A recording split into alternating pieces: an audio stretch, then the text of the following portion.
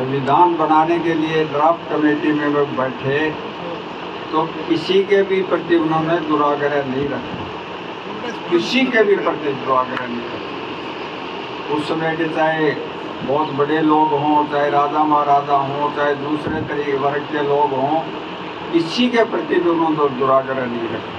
सबसे बड़ी बात जो एक बात बाबा साहब ने करी वो ये थी कि सिंगल फ्रेंचाइज ऑफ वोट, वही जयपुर महाराजा को वोट की एक वोट की थी, वही उस समय टाटा बिरला ही थे, अब तो बहुत आ गए, उनको भी वही थी, बजाज को भी वही थी। और हमारे गांव के गरीब से गरीब किसान, गरीब से गरीब हमारे भाई को, SC ST के भाई को, OBC के भाई को, किसी महिला को, सबको एक सिंगल वोट का जो अधिकार मिला, वो सबसे बड़ी ताकत बाबा साहब ने दी आम आदमी को। और उसके बलबूते पर हम जितना कुछ कर पाए, ये निश्चित बात है कि कई जगह नहीं हो पाया। मैं तो उस जिले से आता हूँ, बहुत सौभाग्यशाली हूँ जहाँ 99% छुआछूत नहीं है, 99%। और हमारे जो जिनको पिछड़ा मानते हैं वो भी दूसरे ज़िले से हमारे यहाँ के सब लोग बहुत आगे हैं, चाहे महिलाओं की शिक्षा हो जैसा कह रहे थे, चाहे दूसरे, चाहे आर्थिक रूप से भी कंपेटिव रूप में हम ले लें, चाहे शिक्षक ले लें। बाबा साहब ने सबसे बड़ी जोर इस बात पर डाला था कि शिक्षित बनो। शिक्षा एक ऐसी चीज़ है जो आपको अंधेरे से उजाले में लाती है, उसको आपसे कोई बांट नहीं सकता। और एक व्यक्ति शिक्षित होगा, एक महिला शिक्षित होगी तो पूरा परिवार शिक्षित होगा, एक व्यक्ति शिक्षित होगा तो भी वो समाज को आगे बढ़ाने का काम करेगा। एक व्यक्ति मान लो कोई 2 लाख रुपए भी दे दे आप में से, वो इतना महत्वपूर्ण नहीं है जितना आप या 100, 200, 500 रुपये दोगे उसमें, उससे आपका जुड़ाव होगा। इसके लिए आपको ये लगेगा कि ये मेरा है, ये हमारा है, ये इस ज़िले का है, ये सब का है। तो आप लोग उसमें भी सहयोग दें। और धन की वहाँ कोई कमी नहीं रहती है, जहाँ ये होगी धन का सदुपयोग होगा। और वो आपकी इस कमेटी ने वो इज्जत पाई है। पार्क की बात आई कि दूसरे पार्क की एकाधे को अलॉटेड है, आपका अलॉटेड नहीं है, उसके दोनों फायदे नुकसान है। नहीं, नुकसान ही है, फायदा तो कुछ में नहीं है। पर आप कागज़ पूरे कर देना, जिस दिन आप कागज़ पूरे कर दोगे आपके अलॉटमेंट हो जाएगा। पर अलॉटमेंट होने के बाद मैं तो लगा दूंगा, पर ये समाप्ति नहीं है, पैसे नहीं लगा सकेंगे इसमें।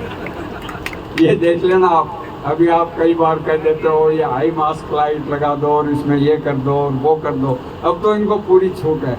पर मैं ही आपको आश्वासन दिलाता हूँ, अलॉटमेंट हो नहीं हो, ये व्यवस्था दुनिया की कोई ताकत आने वाली कई सदियों तक इस पार्क को नहीं छुटवा सकती। क्यों छुटवाई, क्या कारण है? इन्होंने मुझे फ़ोन किया कि प्रशासन से आ गए हैं रोकने के लिए। मैंने कहा आप काम चालू रखो, 4 घंटे बाद मैं आपके साथ खड़ा मिलूँगा आपको। सबकी मूर्तियाँ लग सकती हैं, भीमराव अंबेडकर की क्यों नहीं लग सकती?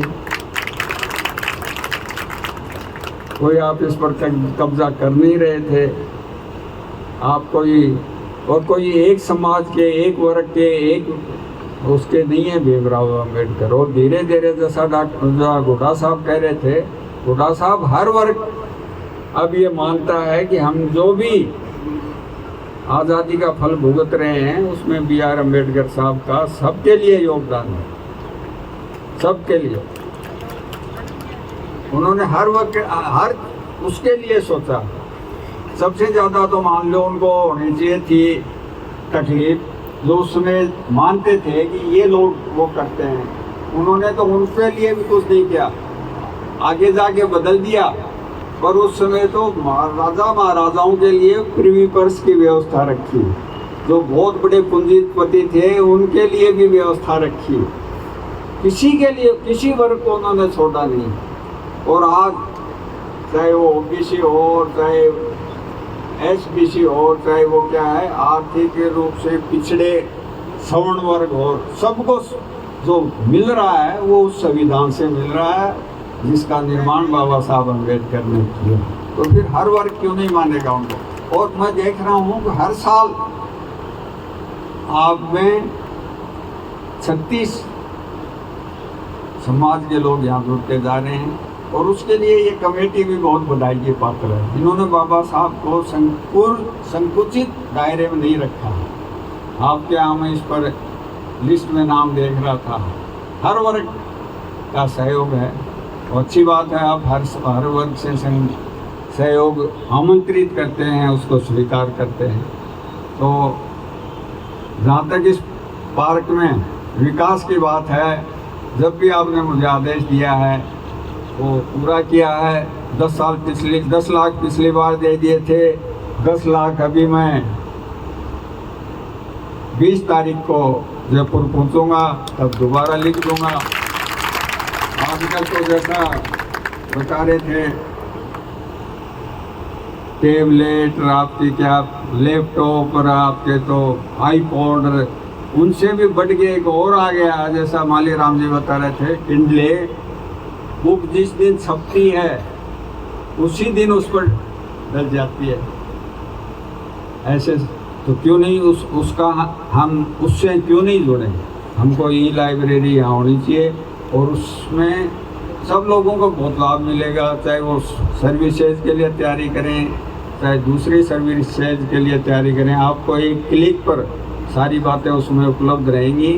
तो जो आपकी ई लाइब्रेरी का कॉन्सेप्ट आपने सोचा है और उसमें आगे बढ़े हैं, इसमें चाहे कितने ही पैसे लगे आप मुझे बता देना। 20 लाख का आपने आदेश दिया है, और कमी बेसी रहेगी और कर लेंगे। नगमा जी ने पिछली बार जो आपने आदेश दिया था वो इस पार्क में किया है, और भी आप कहेंगे वो निश्चित रूप से होगा।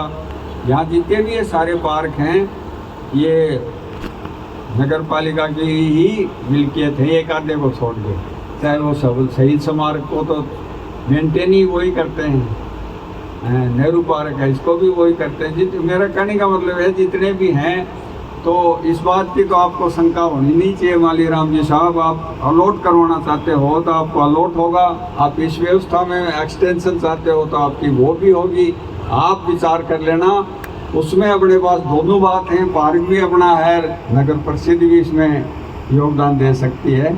तो इसमें आपको ये तो आप भूल ही जाओ कि कोई अपन नहीं रहेंगे तब भी इस पार्क को कोई नहीं छुटवा सकता।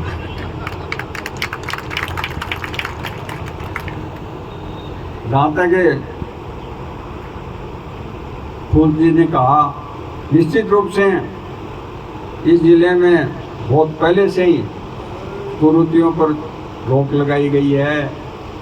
उस पर सबसे ज़्यादा प्रभाव तो क्योंकि पहले पंजाब होता था और हम पंजाब से बॉर्डर बनाते थे, आर्य समाज का उसमें सबसे बड़ा योगदान रहा हमारे इस कुरीतियों को देखने के लिए। और उसके बाद हमारे जितने भी लोग फौज में गए उन्होंने देखी दूसरे वहाँ कैसे लोग शिक्षित हो गए, क्या कर रहे हैं क्या नहीं कर। फिर हमारे जो 200 साल पहले जो प्रवासी दूसरे जगह कमाने गए उनके साथ जो लोग गए उन्होंने देखा। अपने यहाँ ये सरकारी कॉलेज तो पिछले 10-12 साल में आए हैं, नहीं तो पहले सारे जितने भी कॉलेज थे सब निजी उनके थे, और वो गवर्नमेंट कॉलेज की तरह ही चलते थे। कोई यूँ नहीं चलते थे कि आजकल कई लोग कहते हैं ना कि आप क्या करते हो, मेरे एक कॉलेज है, मेरे 3 स्कूल हैं, उस तरह नहीं कहते थे वो लोग। और उनका इंफ्रास्ट्रक्चर भी बहुत अच्छा था। बिरला जी की आज़ादी से पहले 550 प्राइमरी स्कूल चलती थी अपने ज़िले में। इसीलिए हमने उस मोमेंटम को जारी रखा, और आज हम हिंदुस्तान में महिला शिक्षा में 2 नंबर पर हैं हिंदुस्तान में। अजमेर जो सीधा अंग्रेज़ों के शासन में रहा, जहाँ मिशनरी का प्रभाव रहा, जहाँ अच्छी स्कूलें भी पुराने समय में थी, उसको भी पीछे छोड़ते हुए हम आज आगे निकले हैं। उसमें हर तबके की महिला शिक्षित है। मैं पिछले दिनों भीलवाड़ा गया, मेरे से मिलने 100 तो पुलिस की कांस्टेबल आई, 100-150 टीचर आई, 75 थी शायद, नर्सें थी और हर वर्ग की थी। डॉक्टर और जो अधिकारी हैं वो तो अलग हैं। तो उसमें हमने बहुत आगे प्रगति की है, पर हमको उस पर संतोष नहीं करना है, आगे और बढ़ना है। और सबसे बड़ा मूल मंत्र जो बाबा साहब अम्बेडकर ने कहा था, शिक्षित बनो, शिक्षित बनो। आप शिक्षित बन जाओगे तो समर्थ भी हो जाओगे, कुरीतियाँ भी छूट जाएंगी, आपकी इज्जत भी बढ़ जाएगी। हम हर साल भीमराव साहब को याद करते हैं और हर साल उनकी प्रशंसनीयता और ज़्यादा देश के लिए, समाज के लिए और ज़्यादा बढ़ती जा रही है। एक अच्छा सोच है। मैं पुनः आप सब ने, हम सब का बहुत स्वागत किया, बहुत स्नेह दिया। और आप लोग इस गर्मी के समय में 3-4 दिन में अचानक गर्मी बढ़ी है, यह बाबा साहब को अपनी श्रद्धांजलि देने के लिए आए, आपस में अपने विचार विमर्श से एक दूसरे का ज्ञानवर्धन करने के लिए आए, उसके लिए भी आपका आभारी हूँ। मैं विशेष रूप से जिला प्रशासन के हमारे सभी अधिकारियों का, कलेक्टर साहब, एसपी साहब, एसडीएम साहब, एडीएम साहब, उनका भी बहुत आभारी हूँ कि वो आए। वो आने से इस तरह के कार्यक्रम के और ज़्यादा वो अहमियत बढ़ जाती है। ये दर्शाती है कि हमारा प्रशासन कितना संवेदनशील है, कितना रिस्पॉन्सिव है। बहुत बहुत धन्यवाद।